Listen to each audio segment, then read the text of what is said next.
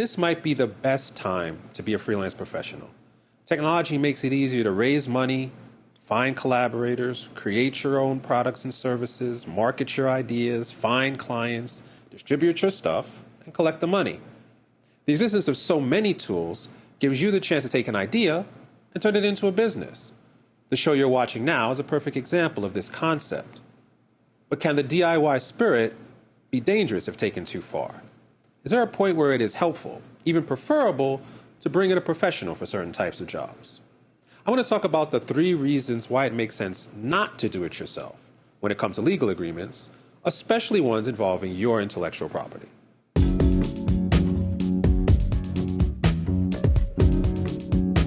Now, before I get started, please allow me to deal with the elephant in the room, because I can already hear your angry fingers attacking the comments box. You're saying things like you're just a sleazy lawyer trying to drum up more business. You're just trying to scare people into giving you money, and I do everything in my business myself anyway. Why can't I just go online, copy some contract from somewhere, and save some cash? You might be ready to type all those things, and maybe in a racist and expletive-filled rant, too. And to a certain extent, what you're saying is accurate. I've been a lawyer for more than 15 years.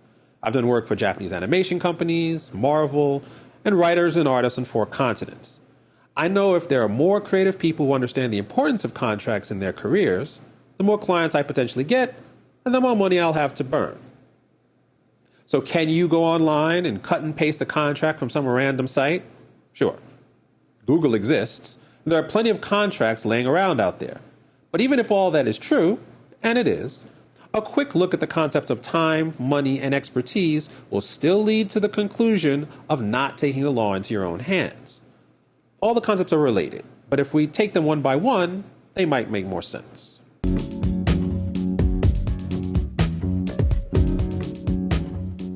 You save time when you hire a lawyer to write your contract because you take advantage of the time they wasted.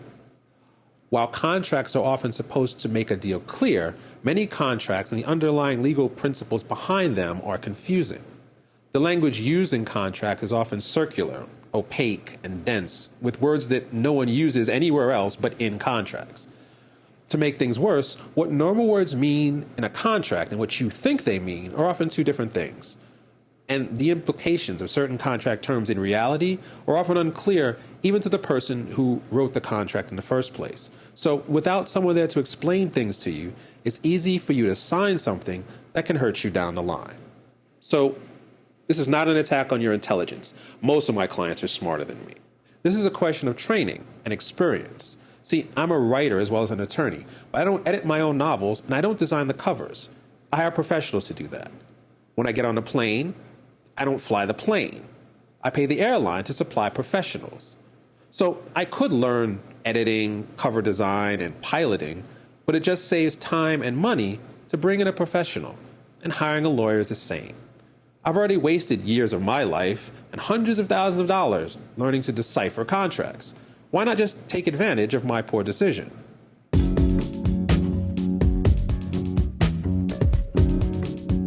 Now, when it comes to money, most lawyers, as you know, are not cheap. As I said, we have to pay off exorbitant loans, and many of us have expensive tastes. We normally charge by the hour, so the best way for you to use a lawyer is to hire one for as short a period of time as possible. If you don't get a lawyer and write the contract yourself, you might save a few $100s up front. But if you miss something and you lose the rights to your property in the process, you could be looking at a multi-million-dollar loss down the road. Hire a lawyer before a deal gets signed, and it might cost you a few $100s. But if you hire one after something goes wrong and you need to go to court, that price can rise exponentially. Court cases can take years, and those billable hours pile up fast. It's better to bring us in on the front end and nip the issue in the bud.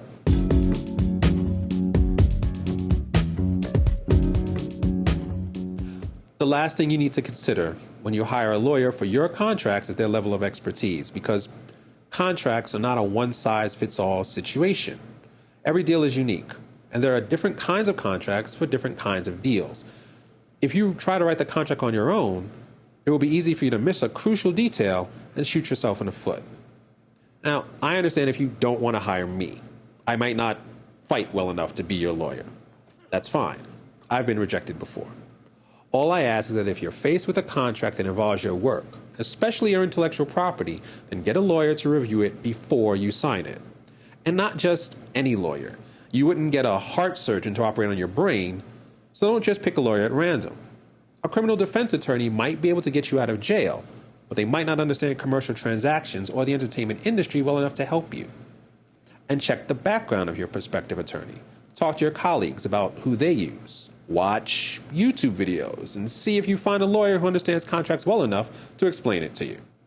Once you find the right one and determine they have the acceptable level of fighting skill, retain them and put them to work. That can save you time and money and give you the expertise you need to get the most from your craft. So, if you're an artist or a freelancer who's had experience, good or bad, writing your own contracts, please feel free to share your story in the comments below and tell us how it worked out for you. Just as a reminder, keep in mind, contract law is a very complex issue, and every situation is unique. A short video like this isn't legal advice, so if you're dealing with a specific contract question, contact your legal advisor or email me for a free consultation. Now, this channel is about how the worlds of artistic creativity, business, and law come together. If you're interested in finding out more, and you'd like to see more videos like this as they're released, like this video, subscribe to this channel, and we'll see you next week.